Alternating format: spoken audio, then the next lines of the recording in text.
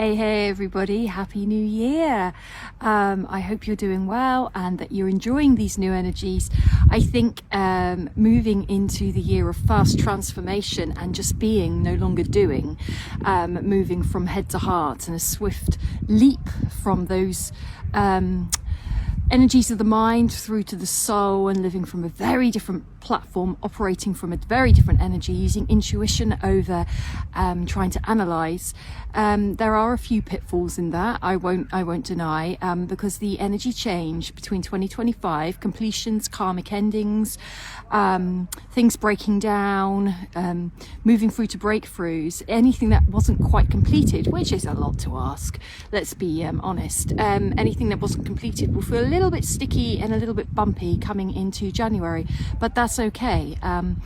It's the healing never ends, but there's something about no longer having to spend all your time doing the healing and pulling things to pieces and stripping things down and working everything out. We're now going into literally a very rapid movement of energy where we're just getting on with it now. Doesn't mean there won't be more challenges and things to come, but our clarity, our gifts will be different, our understandings, our wisdom will be elevated. It's the year of breaking through illusion, which means how much can we face the truth. So that's where the challenges can come, because we are masters as humans of illusion and delusion, because we believe that it's easier to bear if we kind of cover things up and not face the truth of things. It's more bearable, but we also know that that's not the case. There is nowhere to hide, there is nowhere to go other than to cut through illusion straight through to the truth. And you know, things are either cyclical or they're a straight line. A lot of us take the cyclical route, so we're still getting to the same place as the straight line, we're still getting to the same destination, but it takes longer, which generally means it could be easier along the way. That's why we do it. We kind of eke it out. We can stay in our avoidance and our resistance for a little bit longer, but it's a gentler way of getting to where the straight line goes. In a straight line, we get straight to that destination, straight to the truth. So the truth might hurt a lot, but we get there quicker, so we don't have to endure it as long. But the truth always sets you free. So now we're kind of more leveling up to what our potential is. So we've cut out a lot of the stuff that we've been living in cycles, in purges, in healing, in wounding. And now we're in an energy going forward this year where it's quite fiery, the fire horse, but it's all about freedom, which means no more illusion.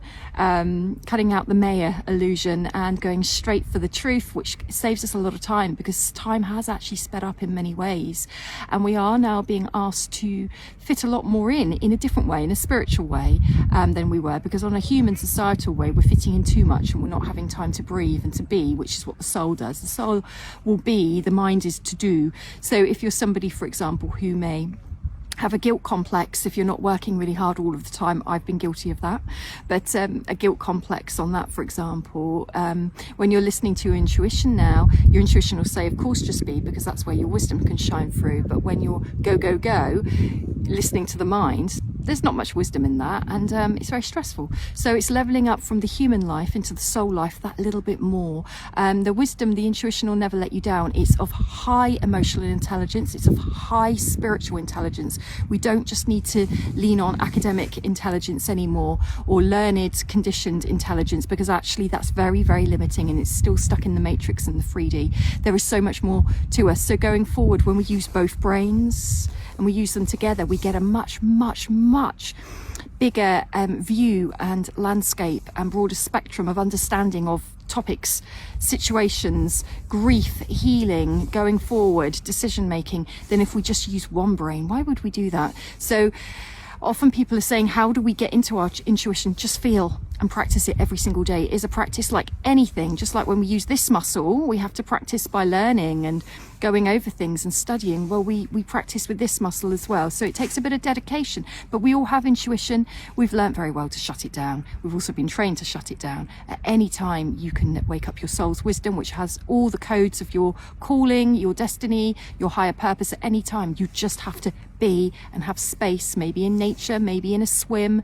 anything you want to do that just gives you calm and time to feel what is my gut feeling about something, and to learn the difference between when it's the mind and when it's the soul.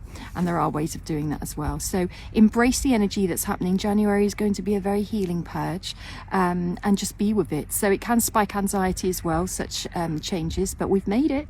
We've made it out of 9 years worth of completions, karmic cycles, endings, patterns, disasters, breakups, all the rest of it, moving into something fresh. If you want something different, it starts here and here. We see this today, we create it tomorrow. We are that powerful. Enjoy.